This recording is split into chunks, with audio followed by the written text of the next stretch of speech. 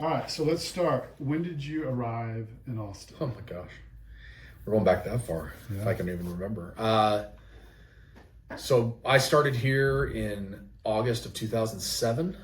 I was in San Antonio for 3 years before this, and I've been here for, I still can't, I guess it's not technically 19 years yet, but it's whatever you equate it, but 18, 19 years I've been here. Okay, so what do you remember about the Austin sports landscape when you did arrive? Yeah, I'd start with the general landscape of news here, which I always joke. When I got here, it was there's a cat in a tree, and there's some politics going on at the Capitol, and that's it. And in 18, 19 years, it's grown dramatically. I feel like sports here have kind of done the same thing. I can't remember, like, I feel like the Austin Ice Bats were here. I feel like I just missed the Arena League team. No, they were here. The Wranglers were here. They were here in '07? Yeah. Okay, so the Wranglers. And like that was kind of, I mean, obviously the Round Rock Express were here. I think the Austin Spurs had maybe just started. They were the Toros. Yep. And I went to Missouri. Quinn Snyder became the head coach of the Toros, so I had a connection with him. So there were some interesting things, but like I feel like we're really solidified in what we have now. I think everybody wonders, are we going to get Major League Sports? But for us to have we have Austin FC. We have a true Major League team here in MLS. They were pushing for that WNBA team. They didn't get it, but I think they're going to continue that push. And then you think about the Round Rock Express, the AAA of the Rangers, the Texas Stars, the AAA of the Dallas Stars, the Austin Spurs, the G League team of the San Antonio Spurs, the Austin Gamblers that have made a big difference in some of the stuff they've done the last 3 years. So like the push continues in Austin. It's a way better sports market now than it was then. And I think that has just come with the growth of the city. And then obviously Texas is that's always been here. That's always going to be here. But because of the way collegiate sports has grown, I think that's been more important. We try to hit everything. We try to go to St. Edwards and Houston Tillotson and Concordia and Southwestern and all the colleges in our area to do stories. And then obviously high schools too. But I just think the focus of sports landscape here has shifted on that front, where it's more, we're solidified in the major part of it. It's just, are we ever going to get an actual, we have, again, I'm not discrediting Austin FC, but will we get something in the NFL, Major League Baseball, NBA, or NHL at any point? I don't know. We'll see. So what do you remember about specifically UT, because they had come off the championship the year 05. before. So January they won it in 20, 2006 is when they won it. So then I 06 season was, I think they won 10 games. They were okay. Yeah. No. Yeah, that season I think they were 07 they won 10 games. 10-3. In 06. They went both years? I can't remember. Anyway, regardless, 06 and 07 were not 05. Right. 05 was a different beast. And they had to have won 9 or 10 because Mack won 9 or 10 for 12 straight years. That's right. But it was Colt's freshman year. And then his sophomore year was okay. They had their moments. His freshman year toward the end was when he got hurt. And they brought in Jevin Sneed, and they lost to K-State and A&M to end the year. They would have gone to the Big 12 championship game. So there were some weird things in 06. They got a little better in 07, and then 08, it exploded again. In 08 and 09, they were just, amazing. They were, the 08 team, I think, was one of the teams that I'll always say I wish could have played for the national championship because that team was so good. But anyway, that was when I got here. 07 was the first year I was here. They beat Arizona State in the Holiday Bowl. That was my first full season covering Texas football. So you kind of mentioned it a second ago. You've seen the Austin sports scene evolve from a college-centric town to a multi-team pro market. What was the moment you realized the city is different now? It's been in the last 7 or 8 years, but I think the moment they got Austin FC was a real defining moment for what the city could be in terms of sports. It's one thing to have minor league baseball and minor league basketball and minor league hockey and those kind of things. And I think people really, if you go to a Texas Stars game, you're going to have an absolute blast. It's so much fun. Go to a Round Rock Express game. They do an amazing job for families and kids and all that stuff. But Austin FC was just a different step. And I was honestly surprised when it happened. And I think I was surprised because I thought San Antonio would get one because of their push for soccer, because they had the USL team. And I just thought, like, if anybody's, it wasn't even on the radar really. And I just kind of came out of nowhere, and all of a sudden it was like, MLS is coming to Austin. It's like, wow, that's a big deal. And so I think that was probably the moment that I thought, okay, Austin's taking a step in sport. Like, this is a pretty major milestone for the market. So how do you think the fan identity in Austin has changed? Not just who they root for, but how they consume sports?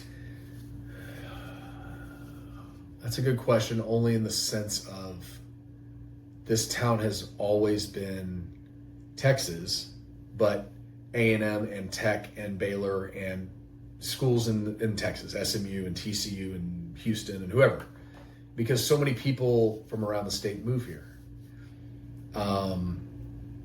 And I think that was, as much as it is Texas, and we all know that's the bread and butter of the city, there's so many other people that live here now that are have nothing to do with Texas, and moved here from California or moved here from New York, and they're, well, what do we have to offer? And I think that's where it shifted when we got Austin FC. Was there's an opportunity for it's a niche fan base, and I also always feel like I pronounce that word wrong because people get, if you don't say niche, I say niche. But either way, but that's a very niche fan base. Right. The whole city hasn't embraced it, north to south, east to west. Soccer fans have totally embraced it, and they've sold out every game, and it's been a great atmosphere there. And I think the Domain ended up being a great location because you could pull from Georgetown and Cedar Park and Leander and Round Rock, whereas if it was downtown, maybe some of those people don't come. But I do think that was a significant moment to see who we are as a fan base. Do people actually care? And do they stay caring? And I feel like, you have to win. I think that's always been a thing, no matter where you are. I saw the Minnesota Twins, which, you and I know growing up, like when they had Kirby Puckett in the 80s, the Metrodome was sold out, like the place was going nuts. And I saw an overview of a Monday night game they played, and there were maybe 500 people in the stands. And I'm like, I don't know what the reason was. It could have been weather, it could have been whatever. But it was just this like, dang man, like you've really got to, you have to have a good fan base for people to show up. And baseball's a weird one. You got 81 home games. It's a long season.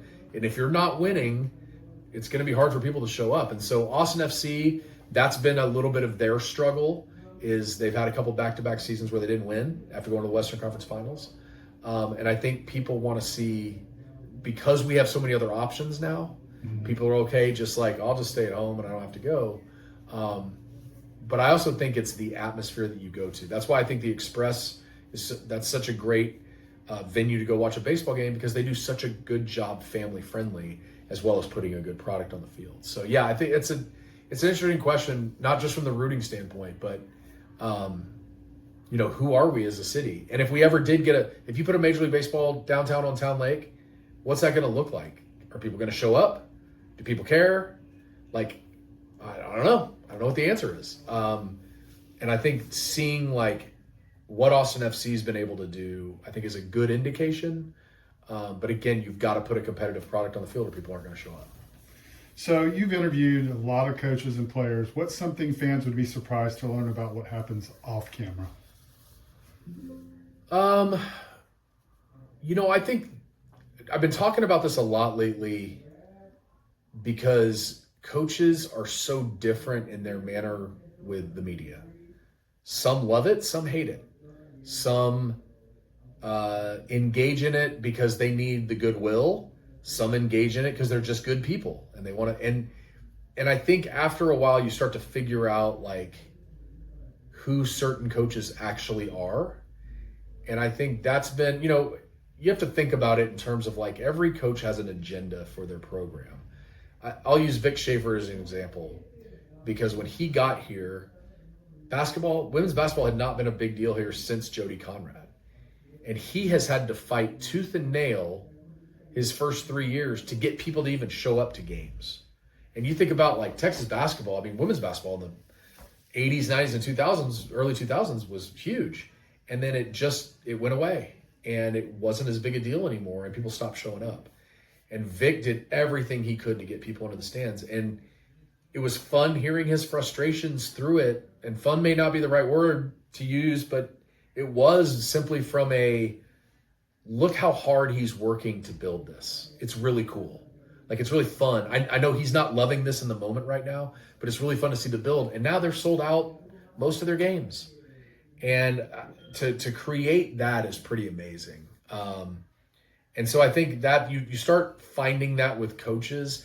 Players, the majority of the players we cover are college players, so they're just figuring it out. They're 20-year-old kids. They don't know what they're doing. Some of them are great in front of the mic, and then some of them aren't great. And then 5 years later, you see them again, and they're like the greatest interview you'll ever have or whatever. But the off-the-camera stuff, I think, is better suited for coaches. And some coaches will sit there and talk to you forever.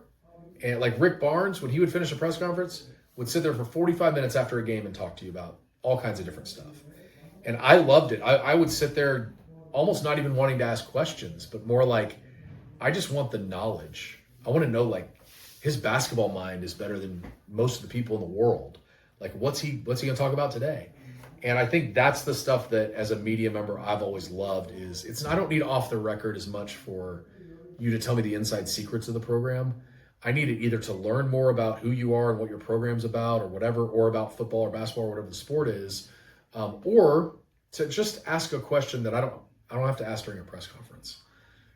There was a player for Texas football 4 or 5 years ago, and I was like, why is he not playing more? Why is it and I would ask question after question about it, and I'm like, if I could just get this coach off the record and just be like, can you just tell me why he's not playing? He'd be like, yeah, he can't run block, or he can't pass block, or he can't catch the ball out of the backfield, or whatever. I'd be like, cool, I don't have to keep asking.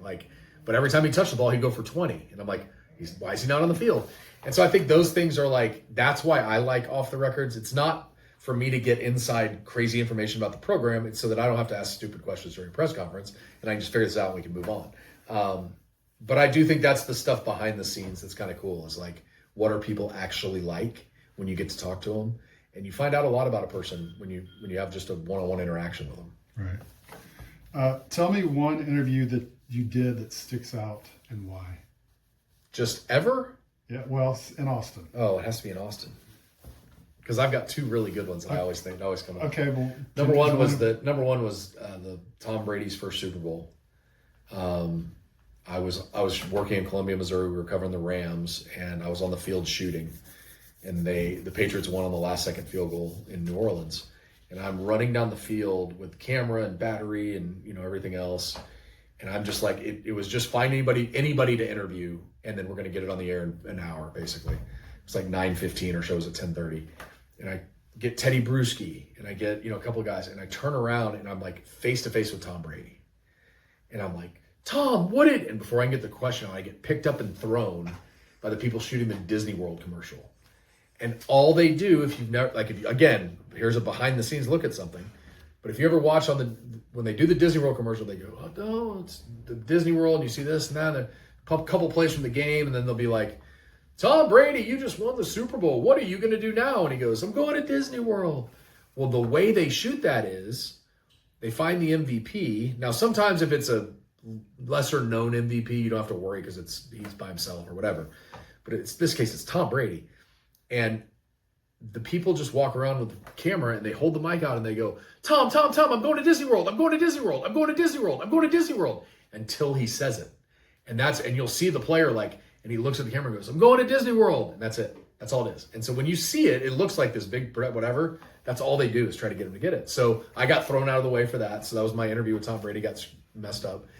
And then the other one would be in the Spurs locker room in 2005 when they had just won the title. I'd gotten whatever the word is for a media member and a player. I got fairly close with Tony Parker.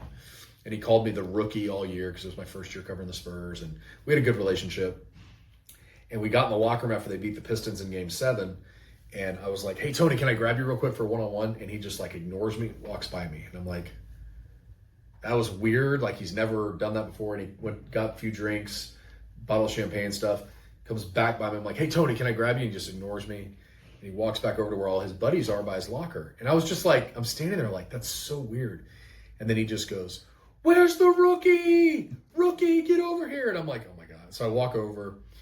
he says something to his buddies in French before we start the interview. I ask him a question, he answers it. I ask him a second question, and when I asked him a second question, they all start pouring water and champagne on us and on me and like the whole thing. And I just remember being in that moment, like, when am I going to top this? I just did this whole thing with the Super Bowl 4 years ago, Tom Brady. Now I've got Tony Parker, and I've had no experience like that since I've been in Austin. I mean, we don't get that kind of access in the Texas locker room.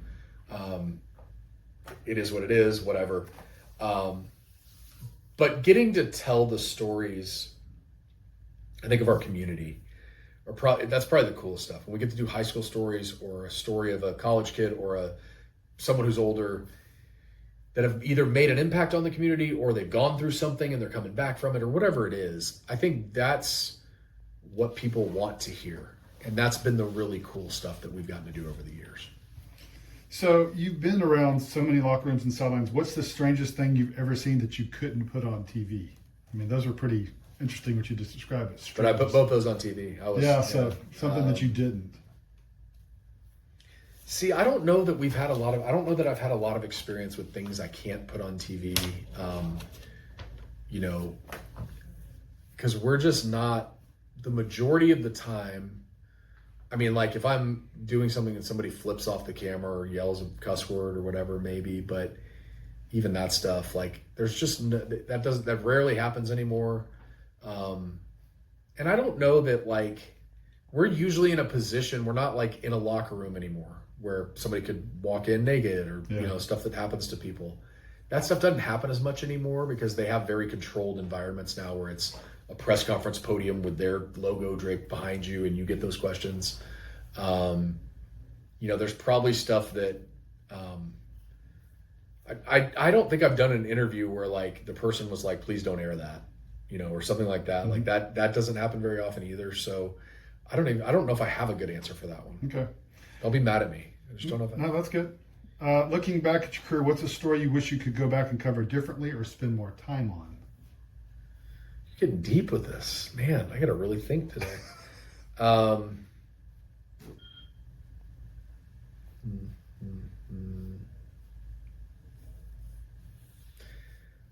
Maybe, and I don't know if this is answering the question correctly. I think the story I wish I could have either, that I would have been allowed to tell or told, and maybe I did, it was 15 years ago, so I don't know, maybe I did tell it well then, but was the story of Colt getting hurt against Alabama.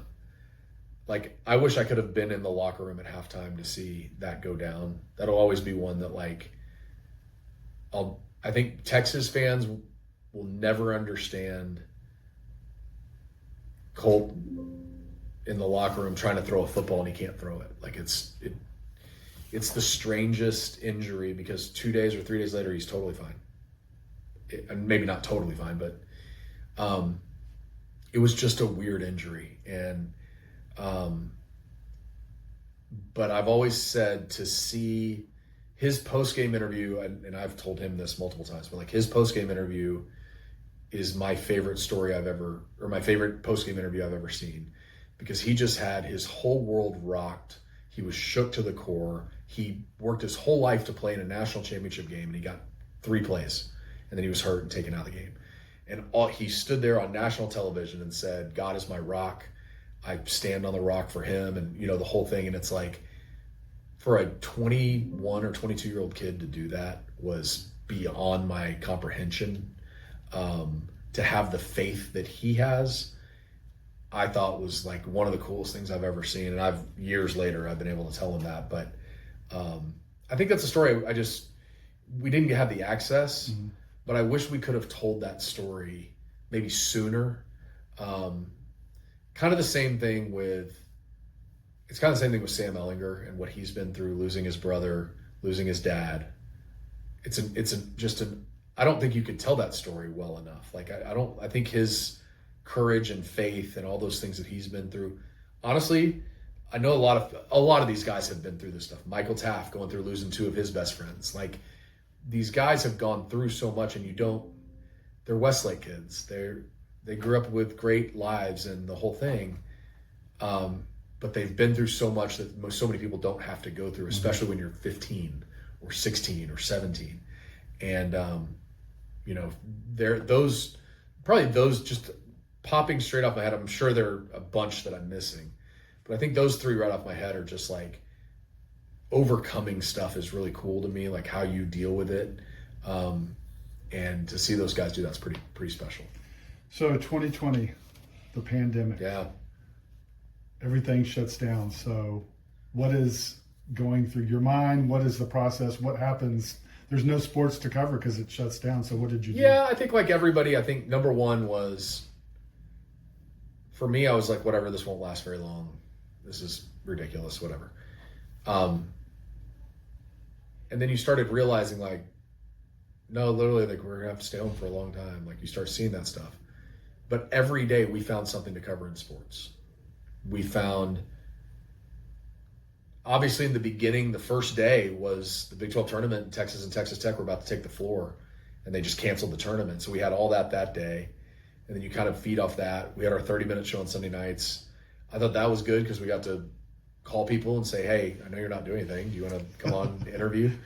So we did some of that stuff that was cool. How are you dealing with it? Golf became a really big thing because you could be outside, you could play, but you had to be in, you know, you could walk if you needed to and you could go play. So I know golf was a big one. But as we started, I mean, I don't really remember how long it took because I know it was March 10th or 11th or whatever the day was when it all happened, or 12th. But then, like, how soon did we get back to actually doing stuff? I can't really remember. Obviously, most of the sports are gone in the summer. Right. Baseball figured something out to start playing, so we had baseball every day, where we could whether it's highlighting an Austin kid or a Texas kid or just the Rangers and Astros, like we had stuff. And then golf got going again, and then all this other stuff kind of, even if it was without fans or it was whatever, we had stuff to cover. So, and we're still telling the story of people who are going through it. And how do you prepare for something you don't know what it's going to be? How do you prepare for the NFL season that you don't know is going to happen? All these Texas guys that are doing those stuff. So we were never at a loss for content, which I think we all thought originally we'd be at a huge loss for content. And we really never were. And, you know, the NBA season then went into the NBA and NHL went into wherever they went. I think the NBA was in Florida maybe, and Disney. The NHL was in Canada. Yeah. And they had the playoffs there. Right. So we had stuff to cover, to talk about. Right. Cover is not the right word, but to talk about. Right.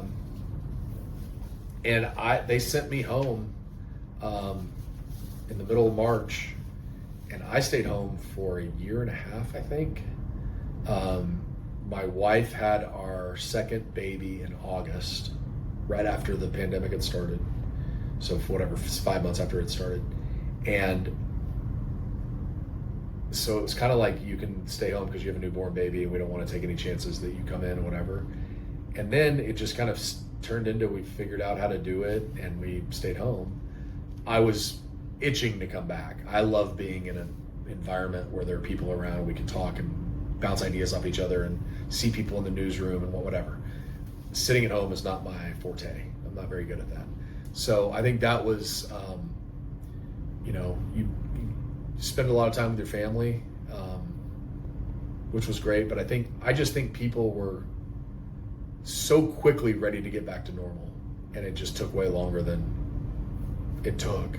Right. And you got to remember, what really was interesting about this, and I go back to this a lot, that 2020 year was interesting in a lot of ways. You think about the Texas football program, they dealt with the Eyes of Texas controversy.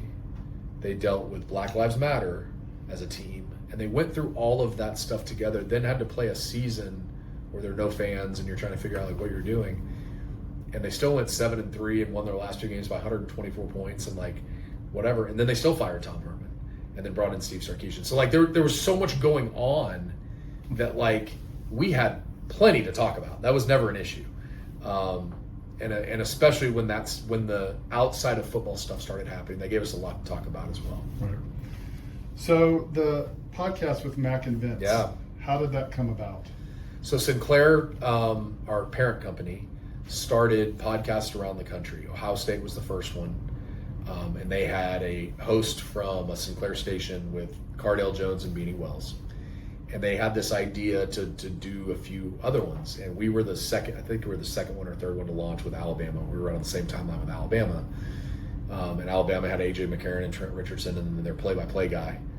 And so that kind of stuff, I think, everybody's trying to find, like, how do we create – it's not just we just need to create content. It's what kind of cool content can we create. And I interviewed to be the host of it. We went through the whole process, and I was blessed to get it.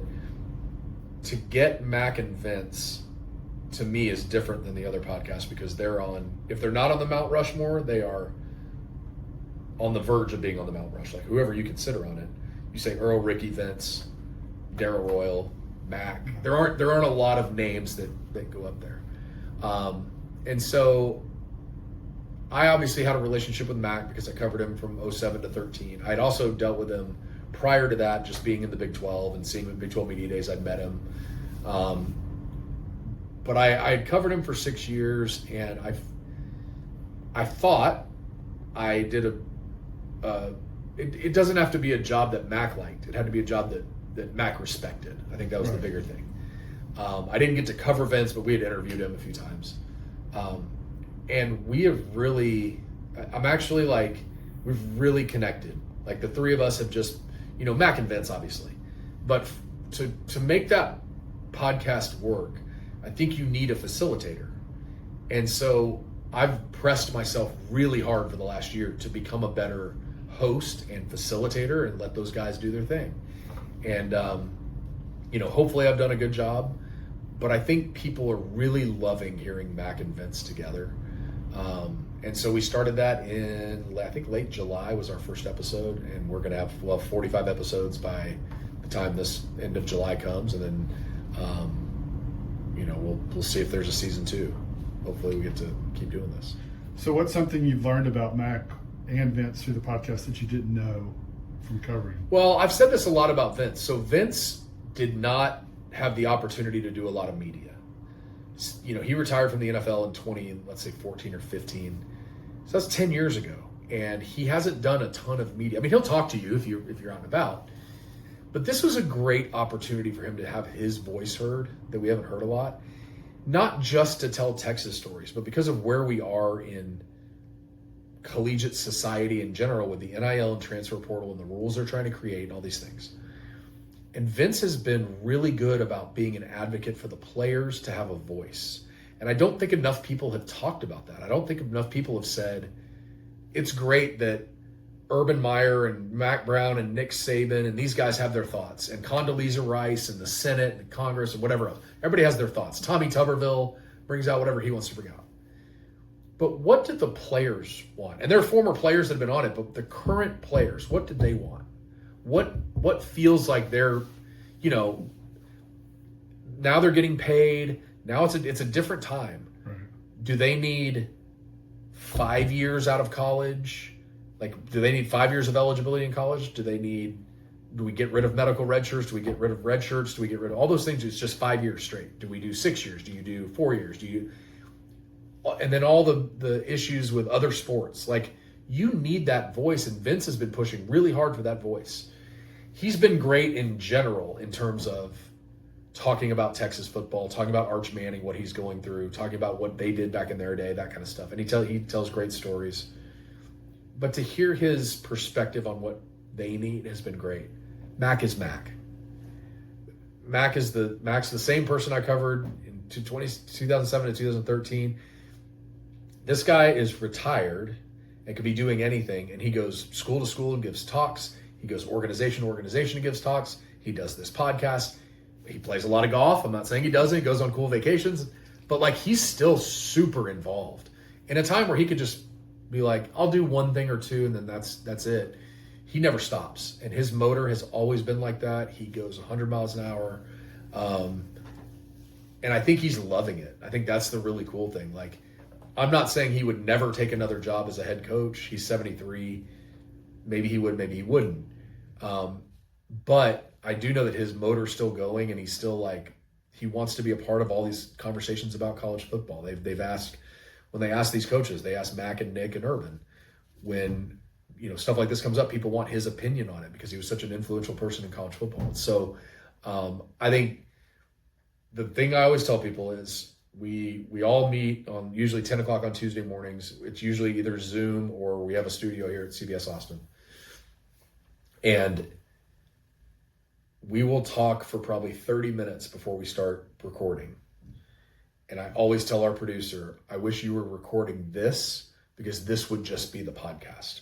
Because they tell stories that will never get out, that nobody will ever tell, that I just laugh. And I'm like, I wish I could record them and remember them because I don't remember half of them already. But they tell great stories, and then I try to push to get not those stories, but different stories told on the air. And you can just kind of, sometimes they'll do it, sometimes they won't. But I think they've both been so great. And it's not that I didn't expect that. I think just living it has been really cool for me, if nothing else.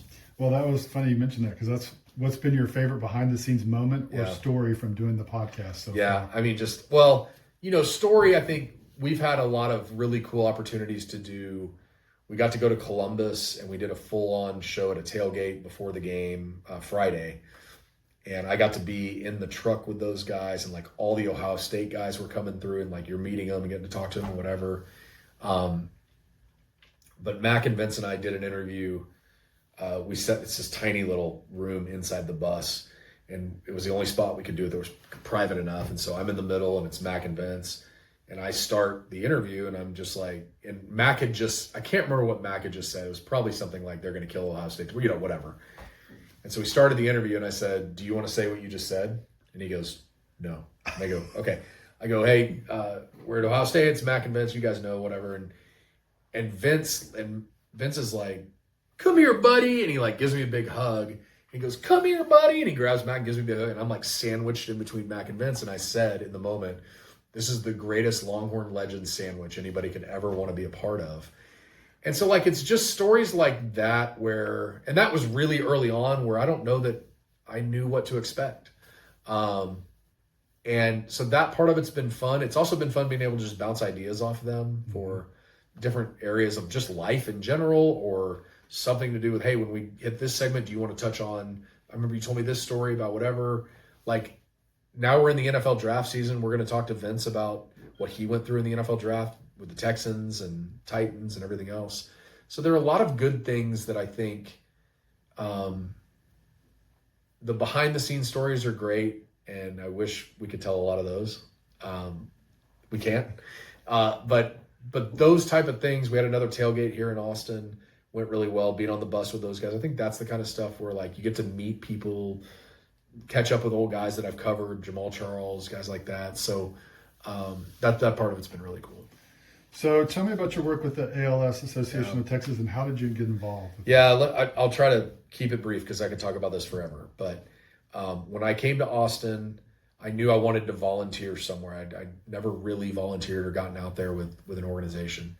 And in 2009, my old boss in San Antonio asked if I would help MC an event in Austin. And I was like, yeah, what is it? And he's like, it's a like a lunch thing for their kickoff party, for their walk. And I'm like, okay. And it was with the ALS Association. And so I went in and did it. It was like an hour long at Dave & Buster's. And that was it. And then a year later they called and they were like, hey, you want to do that kickoff party thing again? And I was like, okay. So I did it. And then I was like, hey, listen, guys, I'm giving you 1 hour a year of my time. Is there anything more I can do? They said, well, yeah, do you want to host our walk? I was like, yeah, sure. I'll MC the walk. So I do the kickoff party, then I do the walk. I was like, okay, guys, I'm giving you 2 hours of my, and so just kind of developed that way. And then they finally said, well, we have an open position on the board of directors for the state of Texas. And I was like, okay, well, let me know what it entails. And so I applied and they accepted me. And one of the first meetings we had, they said, okay, everybody on the board, you have to raise $1,500. And I laugh about this every time I tell a story. But if you could understand to me what an inordinate amount of money that sounded like how am I going to raise $1,500? I don't know what to do. A cookie sale, bake sale? Like, I don't know. I know in high school, that's what we did. And then I remembered that a lot of the sports directors I knew around the country hosted a golf tournament. And so I was like, maybe I could do that. So I went to them with that idea. They put me together with someone. We created a golf tournament in 2015. The first 4 years that we did it, it was just a golf tournament on Mondays. And the first year we raised $14,000 again, which I was like, inordinate amount of money. And we went from 14 to 34 to 66 to 70 our fourth year. So we had raised, whatever the quick math is, $170,000 or whatever total. And I had worked with one of my friends, his daughter had type 1 diabetes. And so I worked with JDRF to MC their event. And they did a Friday golf tournament and then a Friday night big party. And I was like, oh, we should do that. Like, let's make this bigger. So we did that in 2019 and we raised $154,000. And I was beside myself. I'm like, this is incredible. And then in 2020, COVID hit like 3 weeks before the event. So we had to cancel everything. We moved it to June. We did an online version of the party or whatever. And we've just done that pretty much every year. And we've raised somewhere between 150 and 300,000 every year for the last, 5 years, 6 years. So in total, we've raised 1.79 million for ALS. And this year we're hoping to go over the 2 million mark. May 8th is the event this year. But what I always tell people is, I think people want to help. They want to do something. It doesn't really matter what you do. It doesn't have to be a personal connection. Just get involved and see if you like it. I have no connection to ALS whatsoever. And that to me has always been the coolest part of this is I've raised all this money because I've seen what families go through and what patients go through. Obviously what patients go through, but what families go through too, because it's expensive. It's 24 hours a day care. You have to have care. It's so expensive. And then what you go through, I think people may not realize with ALS, you basically either lose your ability to talk or your function, and then you lose it all. But some of the people lose their voice, so we can box their voice and they can talk through a computer and it sounds like them. The people who don't lose their voice usually end up in a wheelchair because they lose most of their function. And they can still talk. But the thing is, you're basically trapped inside your body. You still feel like I'm smart. I know I'm everything I've always been, but you can't. There's nothing you can do, and it's a degenerative disease. And so, the progress since the Ice Bucket Challenge came out in 2015 or 16, whenever it was, the progress has been they've made a lot of progress in terms of slowing the early progression of it. So you get to live longer. You don't go into all of the horrible parts of it till later. It slows all of that stuff, which has been really great progress. Obviously we want more. We want to cure it one day. Right now we're just trying to make the people who have it, make it livable for them, but also continue to try to find a cure. And so it's interesting that I never had a connection, but have still poured my heart and soul into this because of what I've seen in patients and families. Good on you, man. That's awesome. No, it's great. And I obviously have not done any of it alone. We have a ton of people that are involved as well. All right, a couple more, Bob. Yeah. If someone's new to Austin and wants to understand the city through sports, what are the 3 experiences or moments they have to know? You've got to go to a Texas football game. That's number 1 on the list. You've got to go experience, especially with what Chris Del Conte's done in creating Bevo Boulevard and Longhorn City Limits. And you get a band before or after the game. You can go watch a literal concert. You get to go down right before the game and you see Bevo Boulevard packed with all the fans. They've got stuff for kids. They've got stuff for families. They've got stuff for Longhorn fans, like all along Bevo Boulevard. Then the team walks through, everybody cheers them on. It's a spectacle. The whole thing's a spectacle. Then you get inside the game. And I'll tell you this, because I think this is a really funny story. I met somebody from Ireland, maybe. It was a group of 4 people, and they were in town, and they were like, we went to the Longhorn game on Saturday. I was like, oh, how was it? And they're like, I don't know how to properly describe it. I'm like, what do you mean?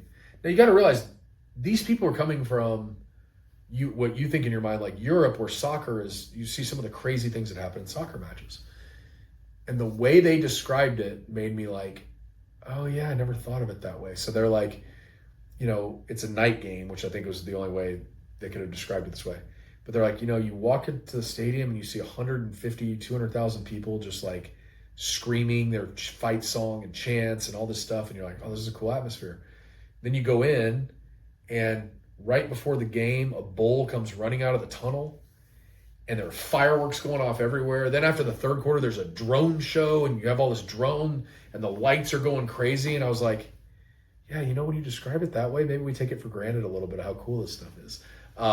So I always say Texas football has to be number one on the list. I think you've got to go to an Austin FC game and sit in the supporter section. I think it's one thing to go to an Austin FC game. They've got some cool stuff you can do if you're like, spend a lot of money on tickets and you get food and do the back and forth bougie stuff, which is cool. It's awesome. But the supporter section goes for 90 minutes without stopping. I mean, they just never stop. And it's wild. And so I think that would be second. I would tell you what I think is third. I'm gonna expand it a little bit to Austin area because we don't get this as much in the city. But go to Giddings or go to Burnett or go to Liberty Hill on a Friday night for a football game and go see all the town closes down. Everybody goes to the stadium. And the stadiums here are, I'll drive somebody by a high school stadium that's not from here and they'll be like, oh, what college is that? Like, no, that's our high school stadium. And they're like, what are you talking about? But do it at a 2A or a 3A school where they close down the town. All the signs are up. Go to the football game tonight. Like Burnett, Liberty Hill used to be the big, rivalry outside of town. And like they would close down and then all of Liberty Hill would go to Burnett or all Burnett would go to Liberty Hill and there'd be this clash. There's nothing like it. And I say that knowing like now the big schools here, you don't get the fans, you don't get the stuff on Friday. It's not as, those stadiums don't fill up. Right. You would think they're not remotely close to full. But go outside of town and go see one of those games. I think you would not believe what that's like on a Friday night. All right, last question for you. Where do you see the Austin sports scene in 20 years? I think in 20 years, we will have a professional sports team besides Austin FC, a major league sports team. And I don't know what that will look like. I don't know if this will become, because people have said Austin and San Antonio is going to be Dallas and Fort Worth, and San Marcos is going to be in the middle, and you could build an NFL stadium there with the way the Rangers and Cowboys have it. I don't think that's going to happen. Maybe I'm wrong. I just don't see that happening. Do we get a baseball team in Austin? I don't know if we do. It needs to be on Town Lake. It's not I think this was great for Austin FC, but I don't think Austin FC could have held up on Town Lake. I don't think they would have. Maybe I'm wrong, but I don't know that it would have driven the way whether it's an NFL or an NBA or whatever, whatever it is. I think they're in the perfect spot. I think they've got it figured out. I think we get a pro team at some point. Again, what that looks like, I don't know. I don't want it to be split between here and San Antonio. I don't want an NBA team that is half Austin Spurs, half San Antonio Spurs. We split the time, and I don't want that. That kind of stuff I think is not, and I don't press that on San Antonio either. I don't think that that's going to happen. It's just what is the right move for our city? It could be an NHL team like that. I mean, it's a possibility. I don't know that Jerry Jones or the Jones family, they have a pretty big influence. Jerry does, at least. I'm sure when Steven takes over, he will too. I don't know that they'll ever let a third football team happen in Texas. They didn't want the second football team in Texas because they wanted to run the state. San Antonio is the second biggest Dallas Cowboys market that there is. So I know they don't want that there because that would take away that part of the market for them. So that's why I'm like, I don't really know that it's a great idea or an idea that would happen. I think NHL or Major League Baseball is a possibility, and I think in 20 years we'll have one of them. I think what you have to realize is the market in Austin when I got here we do it in terms of TV ratings. So like New York City 1, LA 2, Chicago 3, you move on down, Philly 4, Dallas 5. Austin was 54 in 2007. Austin is now 36 or 35 or whatever it is in 2026. So we moved up 20 markets in 20 years. Now we're not going to move up another 20 markets because our city couldn't handle it. But we're going to keep moving up, I think. People want to be here. People love the city. Mm-hmm. Even though it's kind of flatlining with New Yorkers and Californians realizing it's hot here, which I don't think they didn't look at the forecast before they moved here. So some of them are moving back. But this city is so cool in terms of what you can do here. Indoor, outdoor, go hiking, go biking. We got trails. We got Fredericksburg. Everything's right here. And I think that you can attach that onto the sports part of it too. I do think in 20 years we will have we're the largest market right now, I believe, without a professional, one of the 4 major professional teams. And there's some below us that have them. And so I think in the next 20 years we'll definitely have one. What it is, I don't know how that looks. I know there are a lot of people working on that, trying to push for different things. And you got to remember, the Ryan family, Ryan Sanders Baseball, that has done so much for the game of baseball. They're in our backyard, and they have connections to both the Astros and the Rangers. And so if something's going to happen, I think it's going to happen with their help and their backing, and that's what it's going to take to get it there. Do they want that? Is that something? I mean, that's a good question. Like I'm sure they have mixed feelings on that. But I do think that there's an interesting push in baseball. I still think, like I said, if you go to a Texas Stars game, you have a blast. There's only Dallas. So is that an avenue to explore? Just, again, I know it's not like we're not in the cold. It's not a huge hockey town. But I do think there's something to be said for, like, if the NHL wants to expand, I think that you can make a case for Austin. So I think that'll be an interesting development over the next 20 years for sure. All right, last question. You just said that. Where are you in 20 years?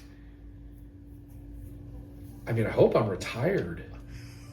Like, I hope I'm wherever my kids are and I can be with them and their kids and be a granddad. That's what I want to be. Like, I mean, I'm 47, about to turn 48. So if 67, 68, like, I hope I'm retired by then.